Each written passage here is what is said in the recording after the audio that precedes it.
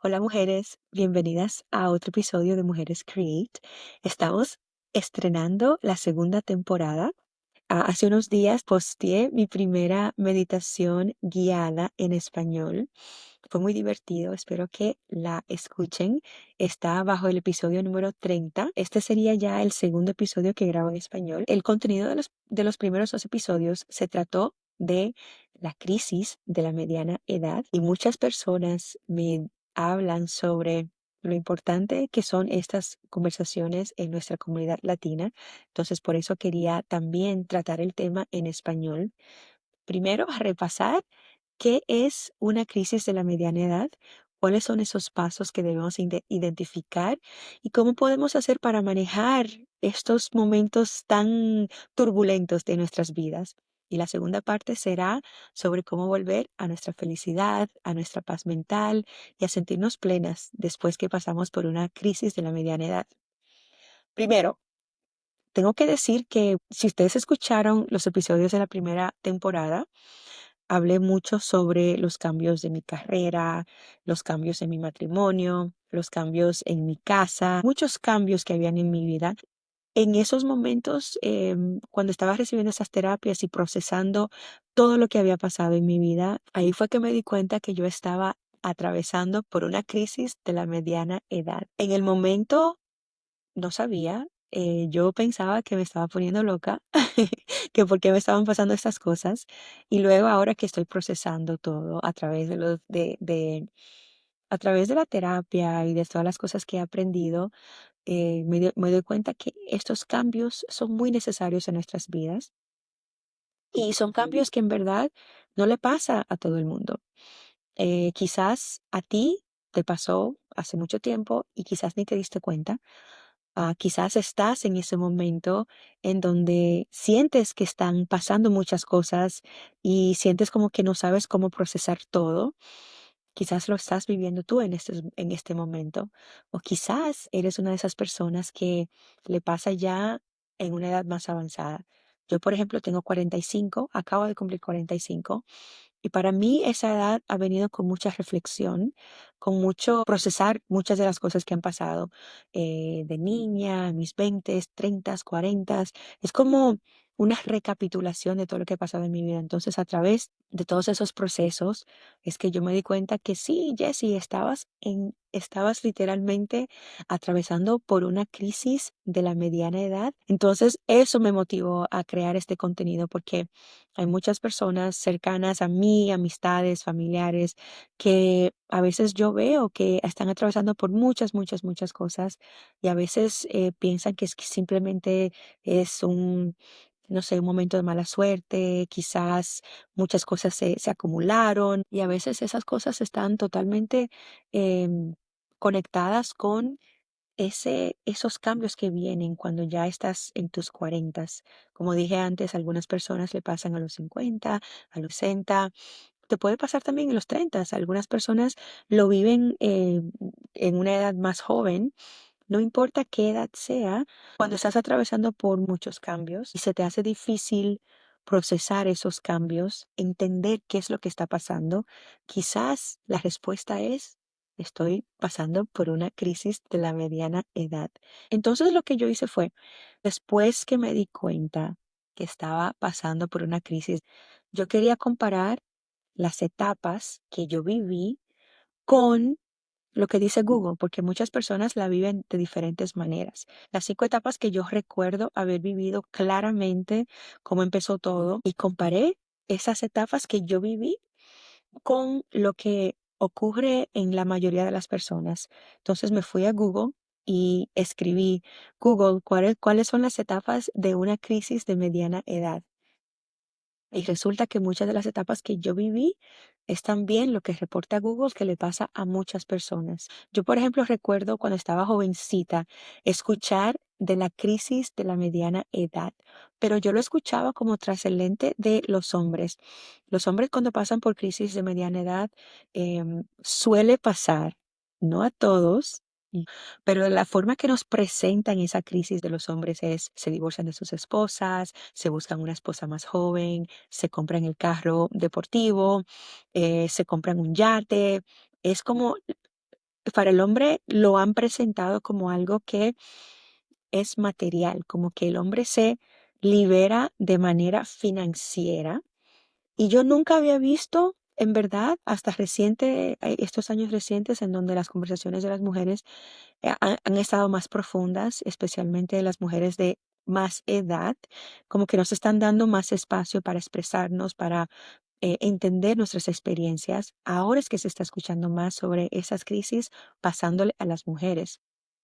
Entonces yo quería explorar ese tema y también eh, ir por esas etapas para ayudarnos a nosotras a entenderlas, procesarlas y quizás vivirlas con un poco más de tranquilidad. La primera etapa que yo viví y que también confirma Google, en inglés se le dice el trigger point. En español, no sé exactamente cómo se traduce, pero yo diría que es como el punto de partida o el punto de no retorno. Es ese punto en tu vida en donde las cosas empiezan a cambiar emocionalmente, físicamente, como que ya no te sientes igual en tu carrera, quizás en tu relación, quizás en tu familia, en tus amigos, como que todo empieza a cambiar y no tienes explicación. Si estás pasando momentos difíciles en tu carrera o llevas una carrera por muchos años, no te has sentido alineada con esa carrera por mucho tiempo, este punto de no volver o el punto de partida es, ¿qué hago en esta carrera? ¿Por qué estoy en esta carrera? ¿Por qué me siento diferente? ¿Por qué ya nada es igual? Empiezas a ver que todo cambia a tu alrededor. No te sientes, em, ya no te sientes satisfecha en esa carrera, ya no quieres aportar o que quieres seguir dedicando tiempo a esa carrera que ya no te llena. Si es en tu relación la situación, quizás te puedes sentir como que en ese momento ves a tu pareja y te sientes como que nada es igual. Tenemos mucho tiempo que no estamos bien y ya no me siento igual. Ya no tengo motivación de seguir trabajando en esta relación que no me llena, que no me hace feliz. Todo se siente diferente. ¿Por qué he estado yo sacrificando tanto tiempo a esa relación y ya no me siento bien? Quizás con los hijos, si tienes hijos, te sientas como que te has venido sacrificando por tanto tiempo por tus hijos y ya los hijos quizás se han ido de la casa, están en la universidad, ya están haciendo su vida y quedas tú sola como con muchas preguntas. ¿Qué voy a hacer con mi vida? ¿Por qué me siento así? Si es con familiares, con tus papás, con tus hermanos, con tus amistades, es como empiezas a verte de una manera diferente, como por ejemplo, si eres una persona que le gusta complacer a los demás, que siempre está ahí disponible, dedicada para ayudar a los demás, que siempre estás priorizando a los demás y no dándote el mismo espacio o la misma posición a ti misma, quizás empieces a sentir como que ¿qué estoy haciendo? ¿Por qué estoy siempre complaciendo a los demás? ¿Por qué nunca hago lo que yo quiero hacer? ¿Por qué? ¿Por qué? ¿Por qué? ¿Por qué? Aquí empiezan todas las preguntas. Es como el punto de partida de la crisis. Te empieza a sentirte incómoda en tu propia piel, en tu propio cuerpo, en tu entorno. Ya nada es igual y no sabes por qué. Y lo usual es pensar que te estás poniendo loca. Eso es lo que yo pensaba. Y para mí, cuando empezó este momento de no partida fue en mi carrera. Llegué a un punto en que yo sentía que ya no podía más. Como que, ok, ya jugué este juego por demasiado tiempo, ya no puedo más. En mi relación, yo creo que lo que me llevó a este punto fue la presión que sentía de ser mamá, de, no sé, de tener hijos. Eso a mí me causó mucha preocupación, mucha ansiedad. Yo creo que este punto fue, para mí en mi relación, eso fue lo que pasó. como que yo empecé a sentir mucha presión. Y no presión de que no lo quería hacer, sino de la edad está llegando y si qué tal si no puedo y qué tal si esto pasa, como que ahí fue que empezó a cambiar todo. Entonces, para mí, mi carrera, mi relación, yo creo que en el entorno también de mis amistades, de mi familia, yo siempre he sido como demasiado complaciente con las personas, siempre dándole prioridad a lo que los demás querían y siempre como estar demasiado disponible. Y yo me di cuenta que, ¿por qué? Porque yo soy la que siempre tiene que dar de más. Porque yo me obligo a mí misma a ser así, porque nadie me está obligando, sino yo sola. Entonces empezaron todas esas preguntas. Y en esta etapa, yo creo que lo que ayuda, si estás pasando por esta etapa, o quizás por si esto te pasa en algún momento de tu vida, es invitar esas preguntas, no combatir esas preguntas, simplemente volverte como una observadora de tu vida y entender que te estás sintiendo incómoda porque muchas cosas quizás tengan que cambiar, porque esa incomodidad no llega a la vida a menos de que sean cosas que tengan que salir, que tengan que evolucionar o que tengan que cambiar.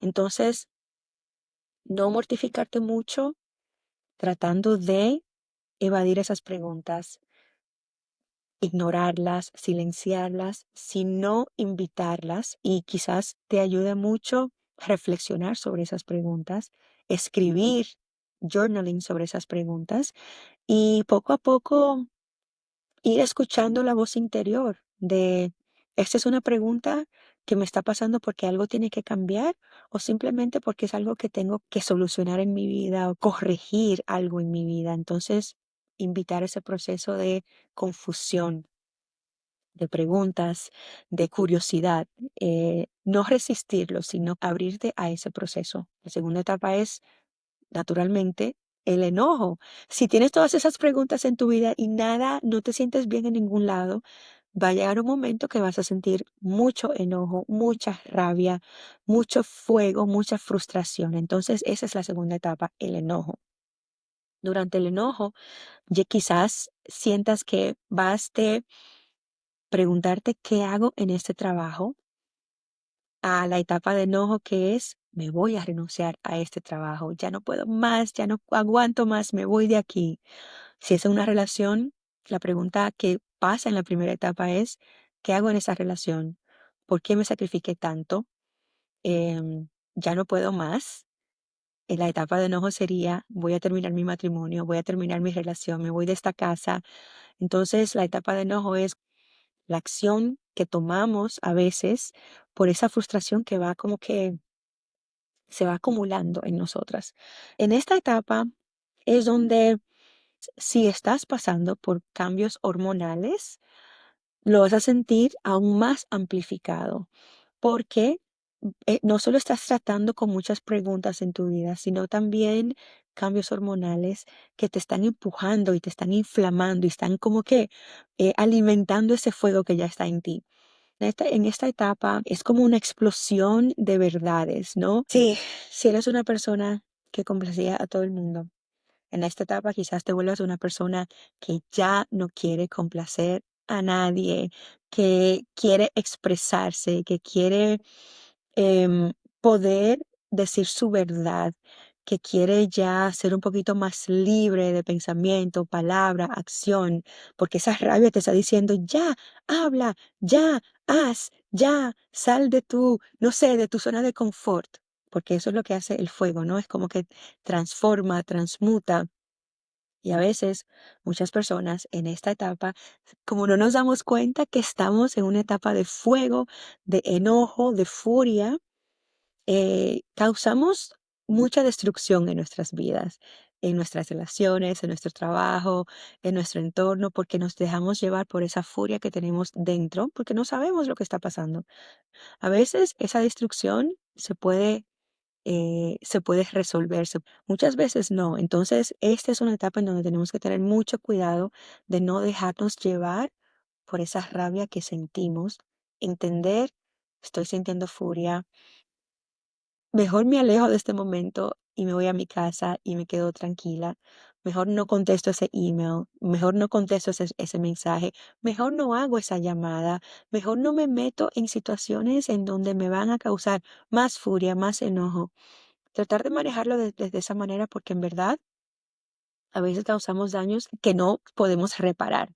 Entonces, si tenemos conciencia sobre esta etapa, la podemos manejar un poquito diferente. Y ya es una etapa que no dura para siempre. Dura, por lo menos por mí, duró, yo diría que como un año.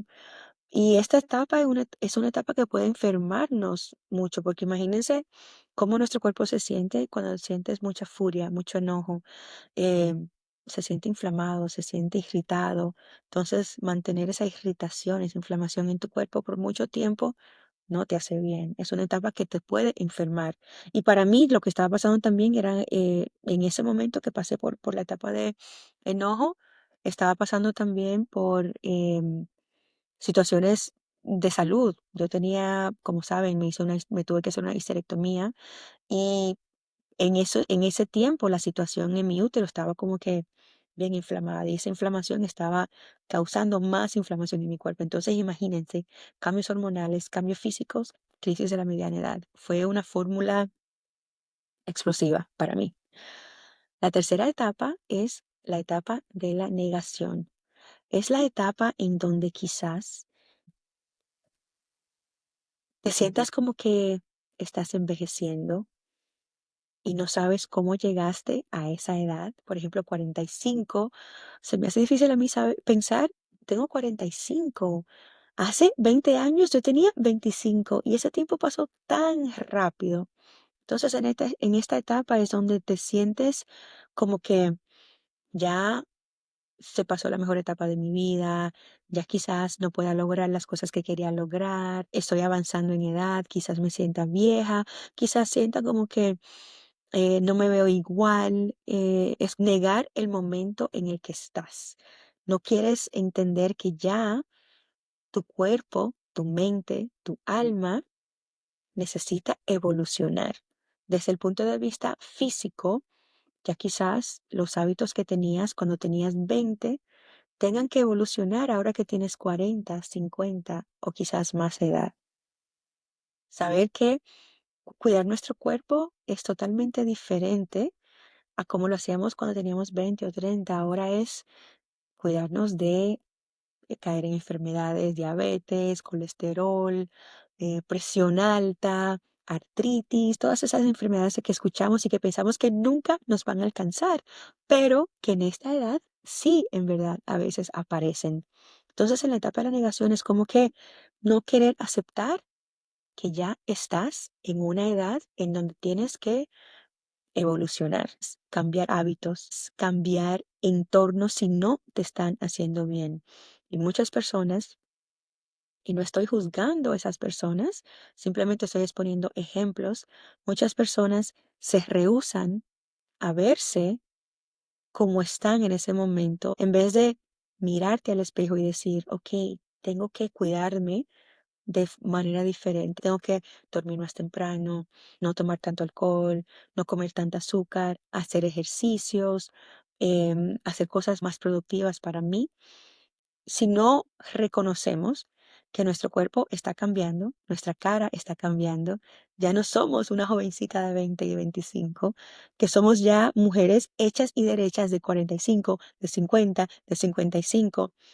Si no reconocemos eso y pensamos que simplemente inyectándonos Botox o recogiéndonos por aquí o poniendo más por acá, todo va a solucionarse, estamos muy equivocadas, porque esas cosas muchas veces son temporarias.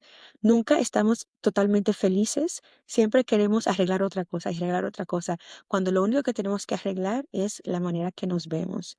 Entonces, en esa etapa es muy, muy importante que te veas tal y como estás. Cuando yo empecé a verme ya avanzando en edad, que notaba mi cara estaba diferente, aumenté de peso, Ya las cosas que yo hacía antes no podía seguir haciéndola ahora en esta etapa. Cuando me di cuenta de esos cambios físicos, pues es muy difícil verlo, porque uno empieza a ver fotos quizás de hace 10 años, mira que lo flaca que estaba, lo jovencita que estaba, lo llena de luz, de brillo que tenía en la cara. Y uno dice, ¿por qué ya no soy así? Claro, hace 10 años sí estaba más joven, hace 15 años claro que estaba más joven. Es aceptarte en este momento y no negar la etapa en la que estás en tu vida. Esa es una etapa muy, muy, muy, muy, muy difícil, pero tenemos que traer conciencia a esos procesos, a esos cambios, porque la verdad es que todas y todos vamos hacia edad avanzada y ese proceso, mientras más saludable lo podemos llevar, mejor nos va a ir. La cuarta etapa es una etapa de exploración. Ya sabes que al principio empezamos con preguntas, ¿qué hago aquí? ¿Quién soy? ¿Qué está pasando? Después ese momento de enojo, quieres como que acabar con todo lo que no está funcionando. Luego quizás te sientas negando en el momento en que estás en tu vida, quizás no aceptando que ya estás llegando a una edad más avanzada. Entonces, en la etapa de la exploración, empiezas a explorar tu identidad, quién eres, qué quieres. Quizás si sales de la carrera en la que estabas, empiezas a querer hacer otra carrera, querer dedicarte a cosas diferentes, que es querer buscar un hobby, querer vestirte diferente, cambiarte el cabello, hacer diferentes cosas. Si nunca has viajado, quieres empezar a viajar. Si vives en la ciudad, quizás quieres vivir en un área que sea un poquito más campestre. Buscar cosas diferentes, estás explorando. El ejemplo de mí es, yo quería dejar mi carrera de advertising, de los medios de comunicaciones, y quería dedicarme a otras cosas. En el momento que pasó eso, no estaba totalmente clara qué es lo que yo quería hacer. Lo que sí estaba claro en mí es que yo no quería seguir haciendo lo que estaba haciendo en mi carrera. Entonces empecé a tomar clases, a explorar este mundo de bienestar. Me volví practicante de meditación de sonido. Acabo de terminar de una certificación de bienestar holístico. Empecé a hacer terapias y cosas diferentes. Estaba yo explorando cuáles eran las cosas que yo quería hacer con esta nueva identidad. Quizás con esta nueva etapa de mi vida en donde ya quería dejar atrás cosas que no se sentían bien y empezar a hacer cosas nuevas. Es una etapa muy importante porque esencialmente te estás dando una oportunidad de hacer cosas diferentes, a explorar, a darte la oportunidad de poder ver qué más allá hay. A la misma vez, de la misma forma que pueden ser cambios muy positivos, explorando tu nueva identidad, cosas que quieras hacer, puede ser un poquito negativo y puedes irte por el otro lado, querer explorar relaciones románticas que quizás no sean lo mejor para ti, querer explorar partes de tu identidad que alimenten a tu ego y no a tu alma, explorar de manera que rechazas la vida que tienes sin entender o sanar esas cosas que no están funcionando. Entonces, rechazar eso que tienes, buscar cosas del lado material o quizás relaciones románticas que no te convienen, cosas que en verdad no están bien o alineadas para ti.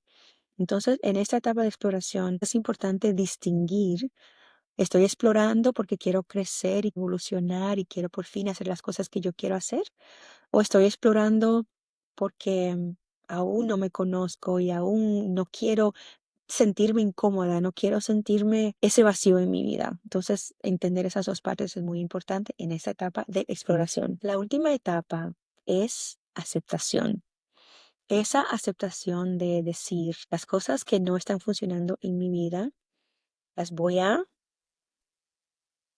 reparar.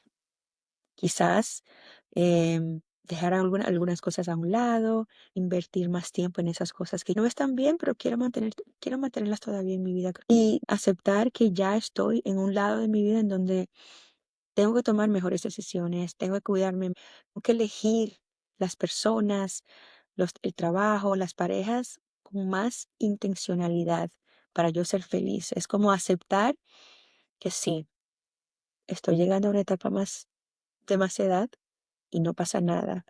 Sí, estas cosas pasaron, esas cosas se alejaron, esas cosas se acercaron y está bien. Es como que abrir la puerta de una nueva posibilidad, de un nuevo horizonte en tu vida, entender ya la etapa de hacer lo que los demás querían, quizás no escucharme el 100%, hacer lo que la sociedad, lo que la familia, lo que social media dice que tengo que hacer y finalmente escucharte a ti, aceptarte, amarte y darte esa oportunidad de renacer.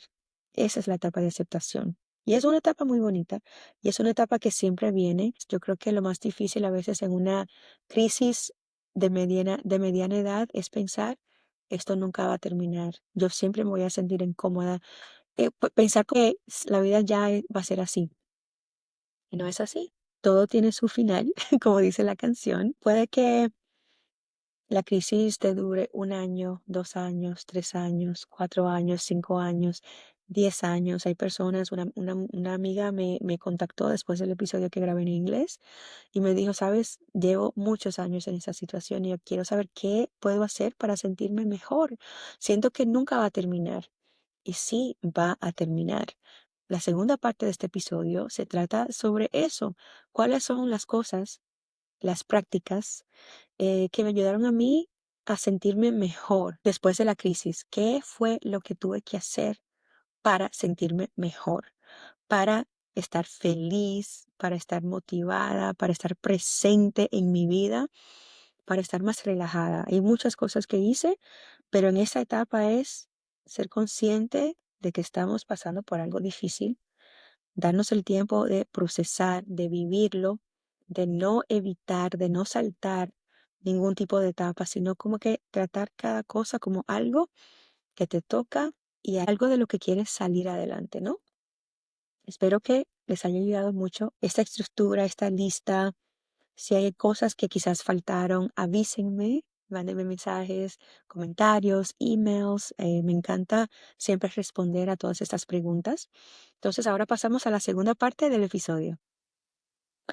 En esta segunda parte del episodio vamos a hablar de las técnicas, las cosas que yo hice para sentirme mejor después de una crisis de la mediana edad. Una crisis de la mediana edad te va a dejar como que pasó un ciclón por tu vida, físicamente, emocionalmente, espiritualmente. O sea, vives tantas cosas, tanto caos, tantas etapas, tanta confusión, tantos cambios, que físicamente te vas a sentir como que, ¿qué me pasó? Emocionalmente vas a decir, ok, eh, ¿qué hago? ¿Cómo vuelvo a ser quien era yo? Entonces, es muy importante saber que cuando estás atravesando por esa crisis, como sabes, no vas a saber que estás atravesando por esa crisis. Cuando la pasas, es donde dices, ok, pasé por una crisis en mi vida, ¿qué hago ahora? Para mí, sabía que había muchos cambios en mi vida y muchos de esos cambios se me hacía difícil manejarlos, entenderlos, difícil llevarlos. Entonces, lo primero que hice fue terapia. La terapia es algo que había pospuesto por mucho tiempo. Yo sabía que habían cosas de las cuales no tenía las herramientas para procesarlas, entenderlas, pero terapia es una de esas cosas que como que le dan miedo a uno explorar qué es la terapia y yo creo que hoy en día escuchamos a tantas personas hablando de terapia, hablando de sanación, que a veces decimos, eso es algo quizás que no es para mí, quizás es para otras personas que tengan un trauma, eh, no sé, más profundo, más avanzado que yo. Yo no tengo esos tipos de traumas. Por ejemplo, yo soy dominicana, nací en la República Dominicana, una familia que me ama hasta el final. y yo amo hasta el final, pero hay muchas cosas que mis papás, mis abuelas, mis abuelos, mis tías, mis tíos, muchas vivencias que les afectaron a ellos, que inconscientemente se le traspasa a uno en el linaje. Entonces, muchas cosas inconscientes que llevamos, por ejemplo, cosas que yo tuve que trabajar en mis sesiones de terapia, muchas veces fue de la forma que la mujer en mi familia se sacrifica por los demás. ¿Por qué sentimos que tenemos que sacrificarnos por los demás y nunca enfocarnos en nuestras necesidades, nunca darnos prioridad a nosotras mismas? ¿Por qué, por ejemplo, yo me siento culpable de ser exitosa? Me siento culpable de que yo siempre tuve carreras en donde ganaba muy bien y donde quizás no sentía que me sacrificaba mucho como se sacrifican otras mujeres de mi familia, otras personas. Entonces yo sentía mucha culpabilidad por eso, por ese éxito, porque para mí el bienestar de los demás es más importante que mi propio bienestar. Cosas así que no son traumas profundos, o sea, sí son profundos, pero en comparación con personas que quizás tengan em, pérdidas en su familia, situaciones de abuso físico, mental, emocional, violencia doméstica, esas cosas nunca las he vivido. Esos son traumas bastante avanzados y profundos. Lo que estoy tratando de decir es que para tener terapia no necesitas tener un trauma así fuerte. Son cosas a veces que viven en nosotros inconscientemente. Lo que hice, especialmente cuando me enteré que tenía que hacerme una histerectomía, fue buscar terapia, porque yo sabía que esta etapa de mi vida yo no iba a poder manejarla sin esas herramientas. También cuando me casé, yo sentía que era un cambio bastante fuerte en mi vida, porque nunca me imaginé casada, traumas que vienen de la niñez, de nuestro linaje. Entonces yo sentía como que yo quería entender cuál era mi rol como esposa. Ahora, cómo era mi vida, era entregarle mi vida a otra persona y no a mí. O sea, muchos de esos temas, necesitaba hablarlo con un terapeuta y busqué terapia. Gracias a Dios que busqué terapia porque me ayudó muchísimo a entender estos cambios en la vida, en los cambios en mi carrera, en mi relación, con mi familia, con mis papás, con mi entorno, conmigo misma. Yo diría que el primer paso a tu bienestar, a reclamar tu felicidad, tu paz, es buscar terapia. Y yo sé que no te va a gustar ese paso porque, créeme, para mí, yo me tomé muchísimos años para llegar hasta la terapia, pero ya después que la descubrí, que pude entender el valor y el impacto que iba a ser mi vida, lo cambió todo. Lo cambió todo y yo le doy gracias a mi terapeuta Holistic Living Center, Diego Rodríguez, por todas las formas que me ayudó a procesar tantos cambios en mi vida, especialmente después de una crisis de la mediana edad. En nuestras comunidades latinas, estos son temas tabús, porque nuestros abuelitos, nuestros papás, nunca en su vida usaron terapias y ellos juran que nunca necesitaron terapia. Entonces es muy fácil en nosotras como pensar que no necesitamos terapia, estamos bien, estamos fuertes, normales, felices. Pero la verdad es que todos podemos beneficiarnos de la terapia, especialmente cuando estamos pasando por muchas crisis y muchos cambios. El segundo paso, el segundo proceso que yo viví fue la desconstrucción de mi identidad. Ok, déjeme explicar. Ok, cuando estamos muy apegados a una identidad, ya sea la identidad del trabajo que haces, la identidad como esposa, la identidad como madre, para las mujeres que son madres, la identidad como mujer, esa identidad que la tenemos como muy apegada a nosotras, que no nos imaginamos quiénes somos si no tenemos ese trabajo, estos hijos, este esposo, esta posición. No nos imaginamos quiénes somos fuera de esas identidades que hemos creado para nosotras. Entonces, para mí, cuando me salí de mi carrera corporativa, que llevaba 22 años, trabajando para compañías súper exitosas, con títulos, con salario. Cuando yo me salí de ahí, me costó mucho, muchísimo verme fuera de ese entorno porque llevaba la mayor parte de mi vida en esa carrera, aunque yo en verdad no me definía como solo una persona que tiene trabajo corporativo. Se me hizo muy difícil, ya fuera de ahí, ¿quién soy yo? Cuando las personas me preguntan dónde trabajas, yo les digo, No trabajo en ningún lado, soy independiente". Eso para mí fue muy difícil enfrentarlo. Cuando me separé de mi esposo, em, verme como una mujer divorciada, como alguien que terminó su relación, porque la sociedad le da mucho valor, especialmente para la mujer, que la mujer tenga esposo, tenga hijos, tenga un hogar. O sea, esas son cosas que te impone la sociedad y a veces, muchas veces también la familia. Entonces, cuando ya no me vi como una mujer casada, sino como una mujer separada y divorciada, esa identidad también la tuve que trabajar.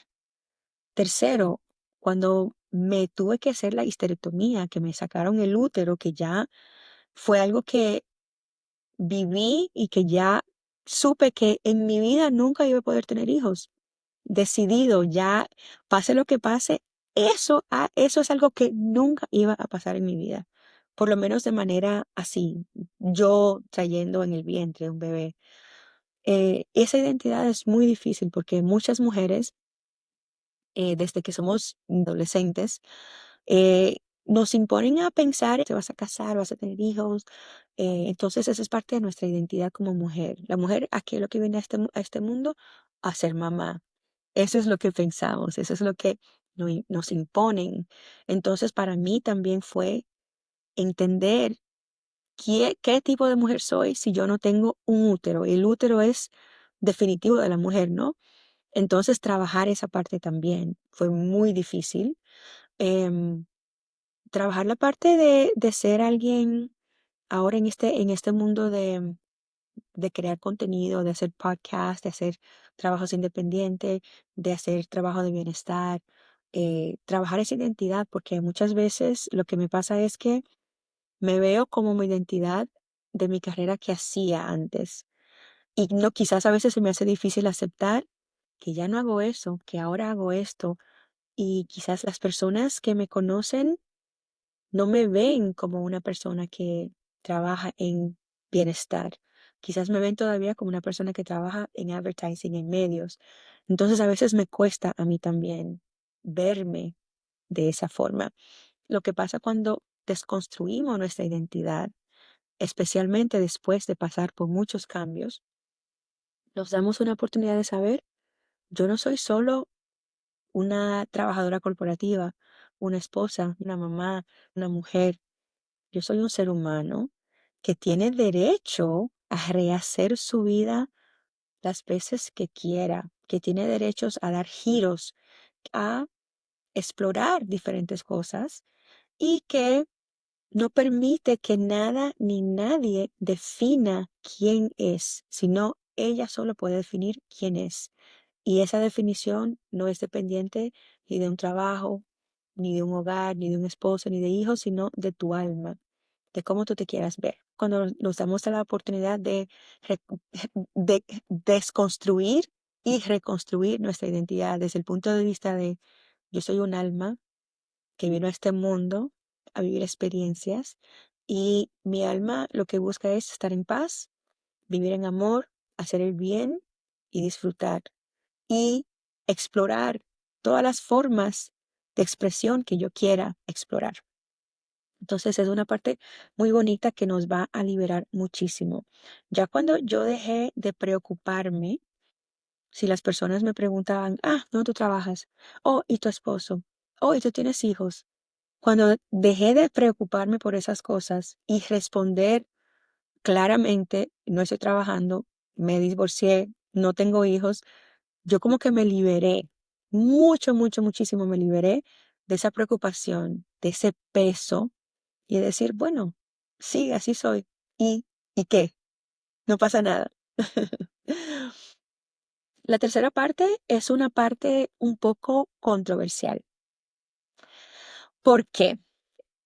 Trata de cómo podemos descentralizar las relaciones románticas y centralizarnos a nosotras mismas. Me explico. Pero primero digo, si tienes novio, si estás casada, si estás con una pareja, sigue estos consejos con mucho cuidado, porque yo sé que estar en pareja significa enfocarnos mucho en la relación, en esa persona, cultivar. Entonces, no es nada fácil decir, voy a centralizar a mi esposo, a mi novio y voy a centralizarme a mí. Claro, no es fácil.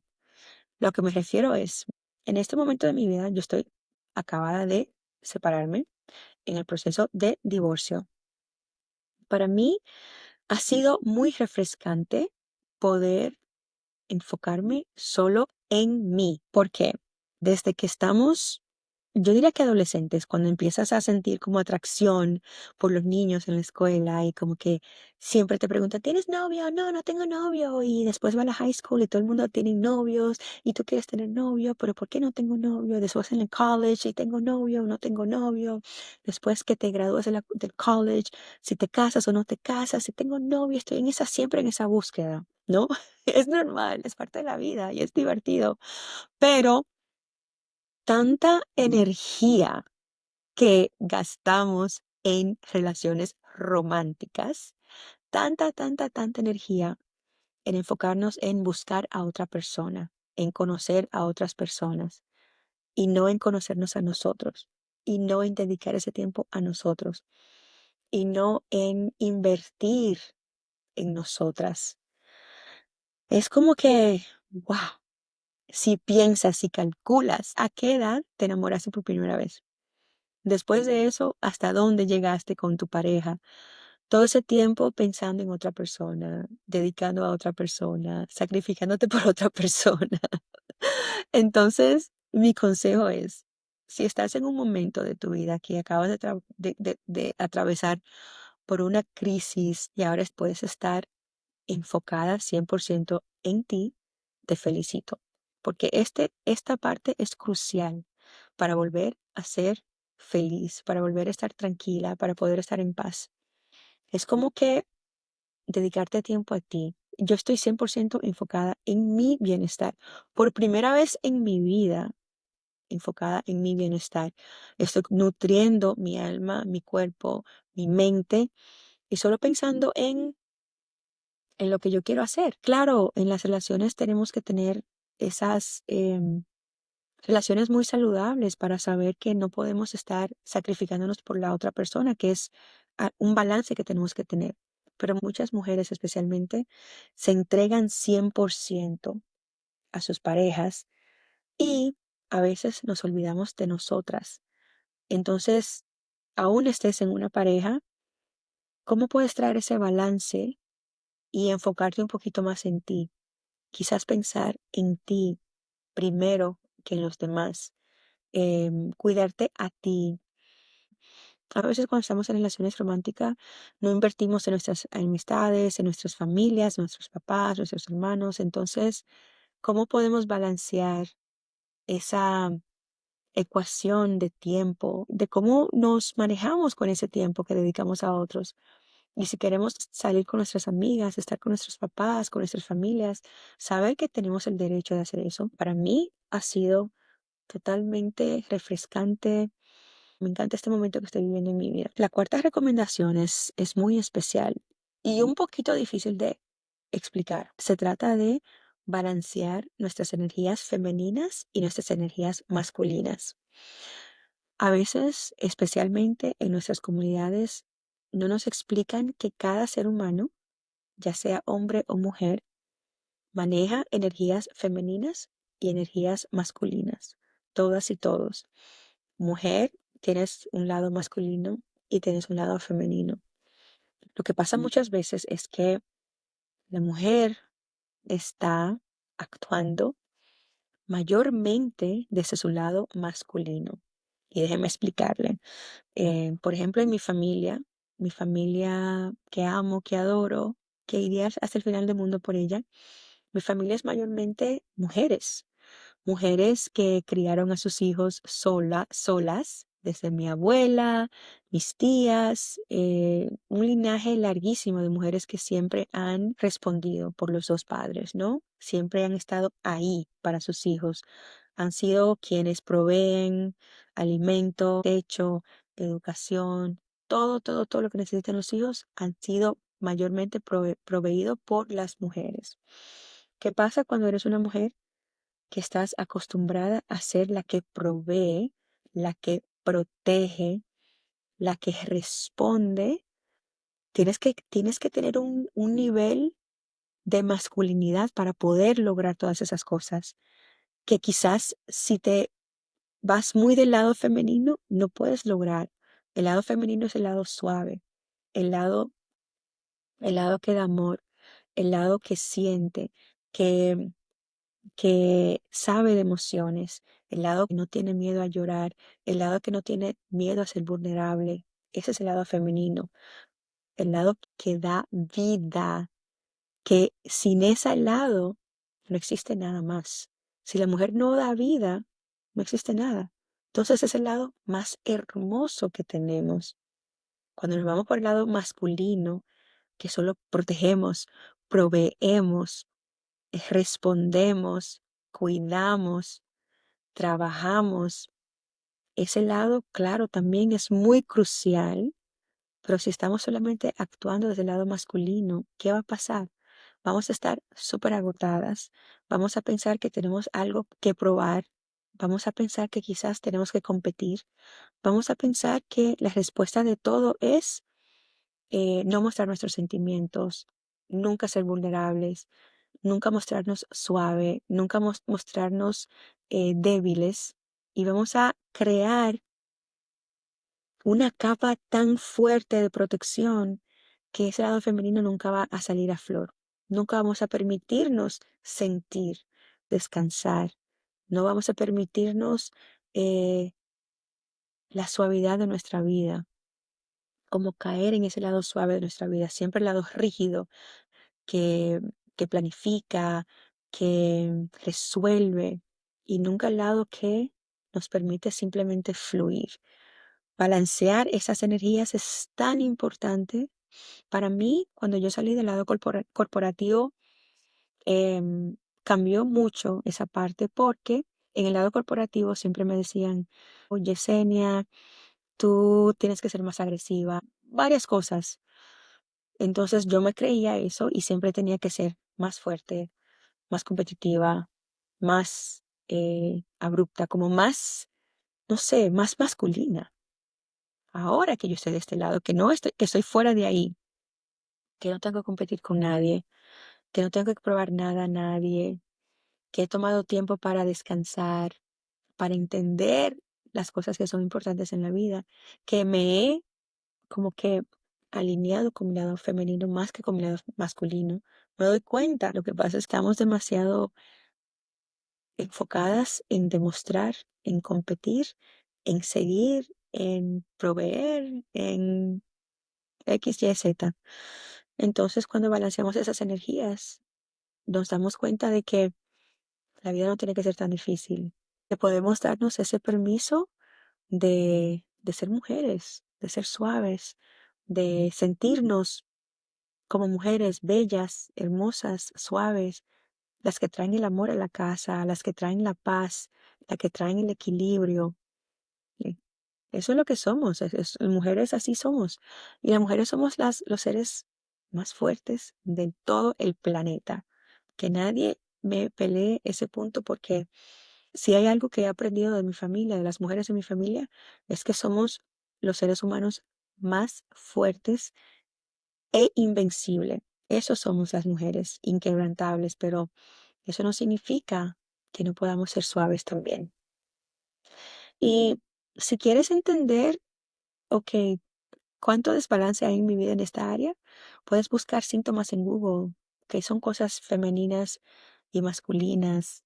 ¿Cuáles son esos hábitos, esas cosas que hacemos que quizás son inconscientes en nosotras? ¿Cómo puedo yo eh, fluir un poquito más con mi lado femenino y dejar de planificar, de controlar, de maniobrar mi lado masculino? Por último, y esta es la parte que quizás haya hecho más impacto en mi vida, dejar atrás la perfección. Saben, yo soy una perfeccionista tipo B. Como a veces sí soy perfeccionista, pero no para tanto. Pero me he dado cuenta de que al dejar atrás la perfección, he sentido tanta liberación en mi espíritu, en mi ser, en mi cuerpo, en mi mente, en mi alma. Porque ¿qué es lo que pasa? A las mujeres a veces nos enseñan a hacer las cosas bien, a hacer las cosas perfectas. Si estás cocinando algo, tiene que salir perfecto. Si estás poniéndote algo para vestir, tiene que estar perfecto. El cabello tiene que estar perfecto. El maquillaje, los zapatos, la cartera, el vestido, la casa, el hogar, la oficina, todo tiene que ser perfecto. ¿Quién es perfecto en este mundo? Nadie. Dios es el único perfecto. Entonces, cuando pensamos que tenemos que estar siempre perfectas, eso no nos está permitiendo a nosotros disfrutar el momento, porque ¿qué pasa si duras, vamos a decir, 6 meses planificando una fiesta, un evento? El día del evento empieza a llover, algo no llega, la comida sale mala, no sé, algo pasa, cosas que están fuera de tu control. Significa que los 6 meses que pasaste trabajando para este momento no cuentan porque algo salió mal ese día. Tenemos que recalibrar esa parte porque nos estás robando felicidad, nos estás robando disfrutar el momento, nos estás robando tranquilidad y paz.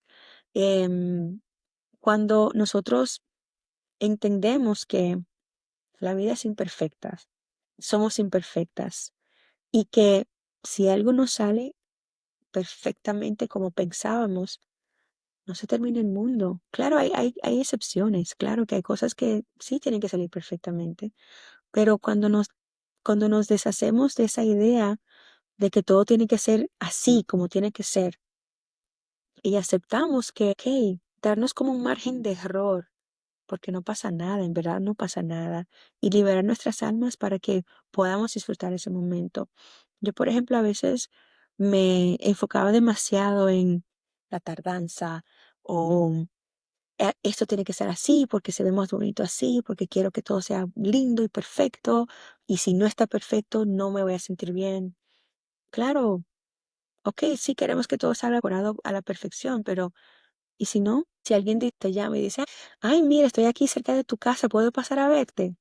Y tú dices, oh my God, no, mi casa está un desastre, no, ay, no, amiga, no, ahora mismo no, no estoy en la casa. En vez de decir, oh, shit, mi casa está súper desorganizada, pero ¿sabes qué? Quiero ver a mi amiga. Esa amiga yo sé que va a entender si mi casa está desorganizada, porque no pasa nada. Si es una amiga de verdad, lo que va a decir, ay, mi amiga, te ayuda a hacer algo, a cocinar, a fregar, a limpiar. Eso es una amiga de verdad. Una amiga no te va a juzgar, te va a ayudar. Y lo más importante es que va a disfrutar de tu compañía. Entonces, dejar de ser perfeccionistas. Cuando yo empecé a grabar el podcast, yo no estaba en el mejor momento de mi vida.